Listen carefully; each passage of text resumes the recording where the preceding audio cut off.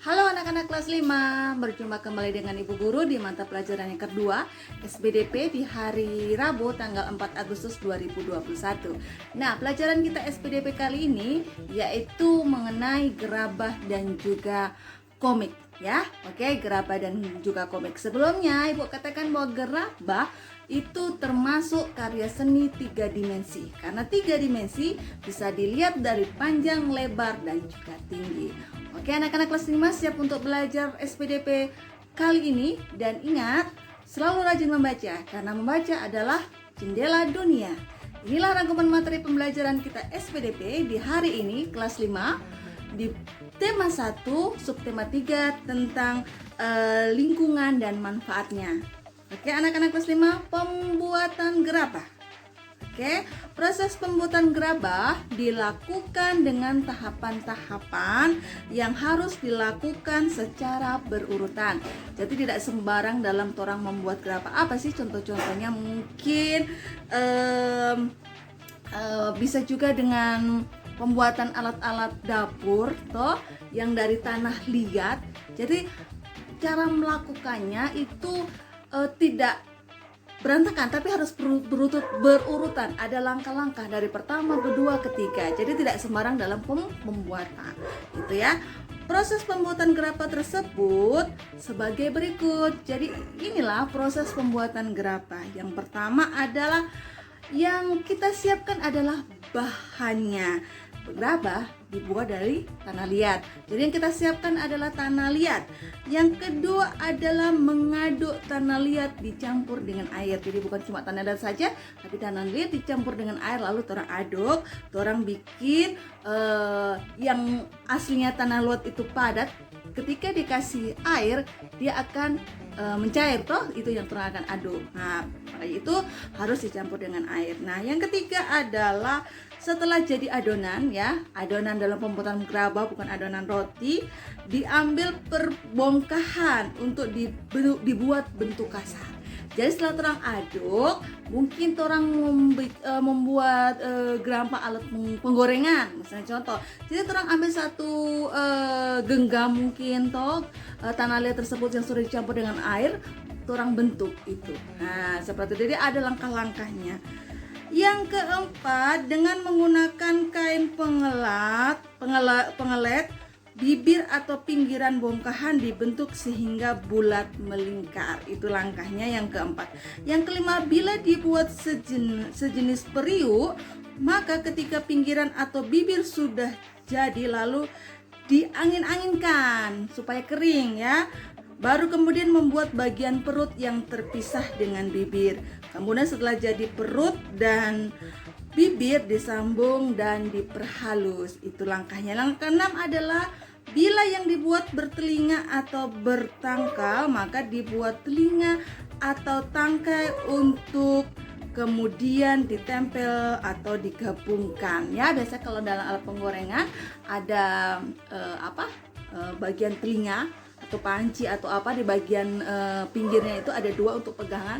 Makanya terkadang kalau sulit anak-anak tidak bisa mendengar atau tidak memperhatikan atau sering melawan orang tua, selalu orang tua bilang, "Anda punya telinga atau gantungan wajan?" Nah, seperti itu. Jadi itu langkah yang ke-6. Yang ke-7 adalah setelah halus dengan teliti kesempurnaannya kemudian dijemur atau dibakar hingga benar-benar kering. Jadi dijemur atau dibakar tanah liat yang sudah terbentuk tadi hingga kering atau terbentuk benar-benar ya. Setelah yang ke-7, langkah berikutnya yang ke-8 adalah langkah terakhir.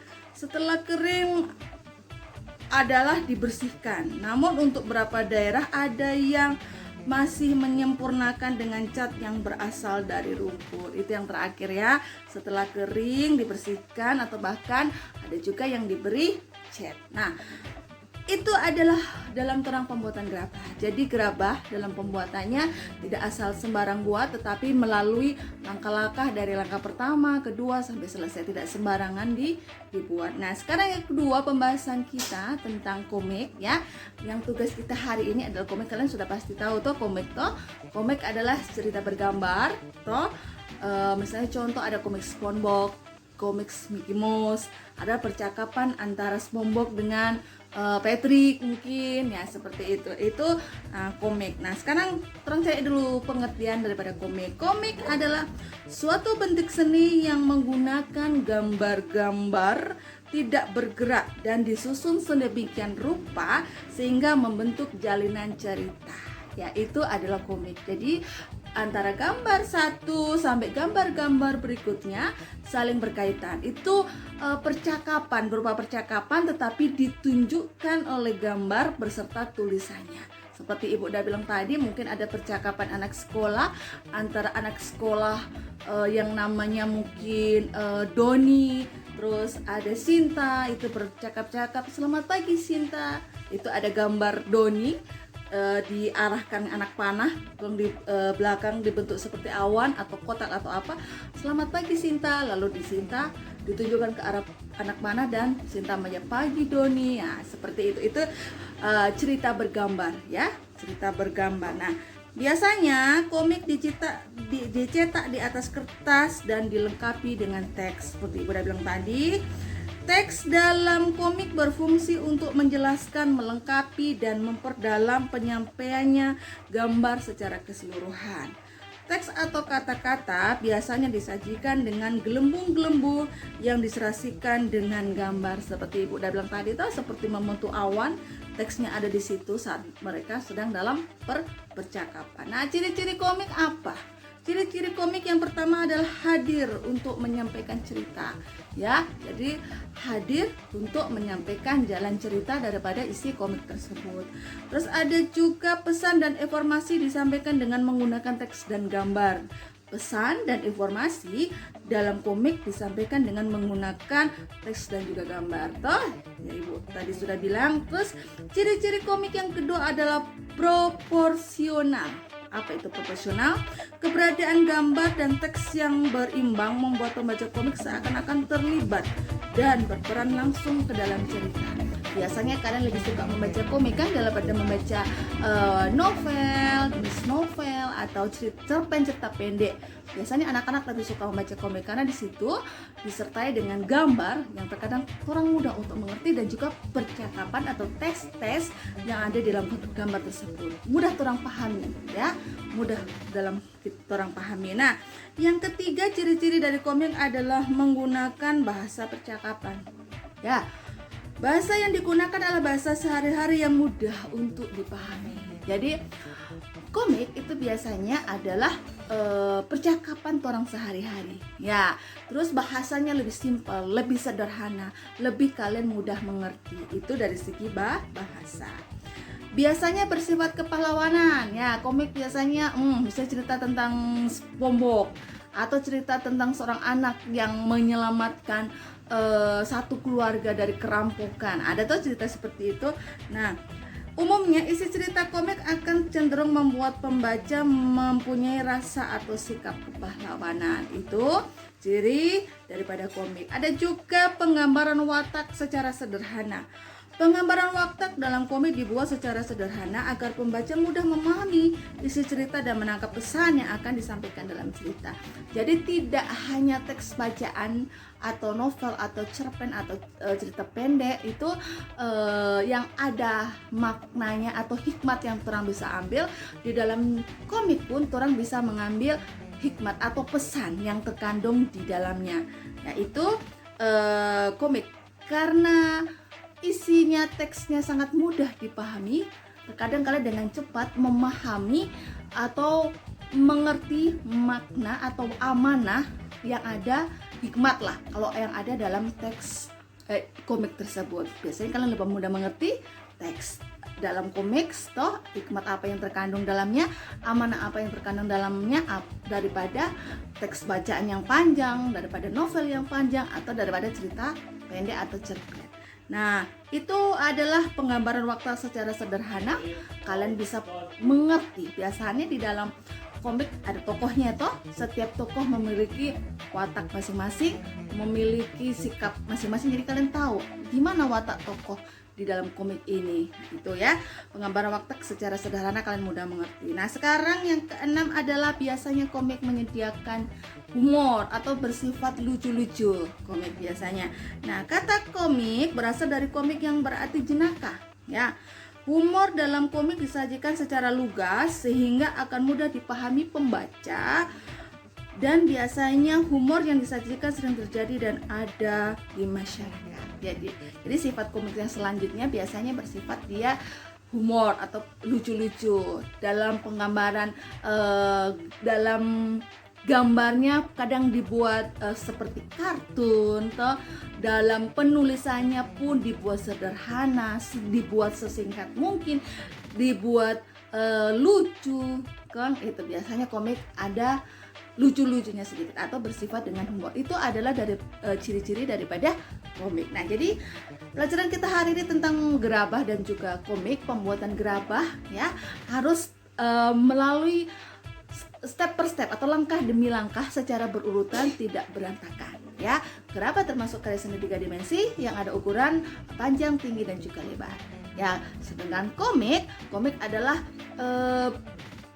bersifat kelucuan yang isinya ada gambar dan teks yang sederhana, yang mudah kita pahami, yang mudah kita mengerti. Oke? Dan tugas hari ini adalah kalian membuat komik ya. Contohnya bisa kalian buka di Word tuh komik-komik. Bisa kalian buat 1 lembar atau bisa kalian buat 2 lembar atau berapa aja, itu tergantung dari kalian. Seperti komik yang ada di contoh, mestinya komik yang sedang berulang tahun. Sekarang ini ulang tahunnya kita loh. Oh iya, mari kita beri kejutan. Ada ya di contoh-contohnya. Nanti kalian bisa baca di dalam teks bacaan Word yang akan ibu kirim di grup kalian ya anak-anaknya. Nah, jadi kalian nanti hari ini akan membuat komik. Tapi kalau sebenarnya ibu mau suka membuat gerabah ya, tapi agak sedikit susah. Itu nanti akan kita jadikan keterampilan saat kita akhir ujian semester ya 1. Jadi kita akan buat gerabah. Untuk kali ini kita akan buat komik. Jadi gambarnya bisa kalian gambar sendiri ya. Gambar sendiri lalu isi dengan teks bacaan. Jangan lupa beri judul dan juga makna yang terkandung dari isi komik yang kalian buat. Jadi kalian buat 1 komik, kalian beri judul dan beritahu ke ibu apa makna yang terkandung dalam komik yang kalian buat tadi. Oke anak-anak, penjelasan rangkuman SPDP kali ini ada di file Word dan kalian bisa buka di buku tema kalian ya, di halaman 145 sampai 147 dan 164 sampai 167. Ibu udah ringkas, ibu udah rangkum sehingga kalian mudah mengerti dan dipahami. Ingat, baca dulu materi ibu, dengarkan link video dari ibu, lihat dulu link video baru kalian minta tugas. Ya, hari ini yang belum mengerjakan tugas ibu akan rekap ya, harus mengerjakan tugas. Oke anak-anak kelas 5, hanya itu pelajaran kita hari ini. Terima kasih, tetap jaga kesehatan, tetap taati 3 prokes ya, mencuci tangan, memakai masker dan juga menjaga jarak. Dan ingat juga 3M dari ibu. Yang pertama adalah membaca, menulis dan juga membaca, menyimak dan juga menulis. Jadi baca dulu, simak dulu setiap materi dan tulis tugas yang dari ibu ya. Ingat 3M, prokes 3M, mencuci tangan, menjaga jarak dan memakai masker. 3M dari ibu, menyimak, membaca dan menulis. Itu adalah kunci keberhasilan kita. Oke anak-anak kelas 5, itu pelajaran kita. Tetap sehat, salam sehat, shalom, selamat pagi, sampai ketemu besok.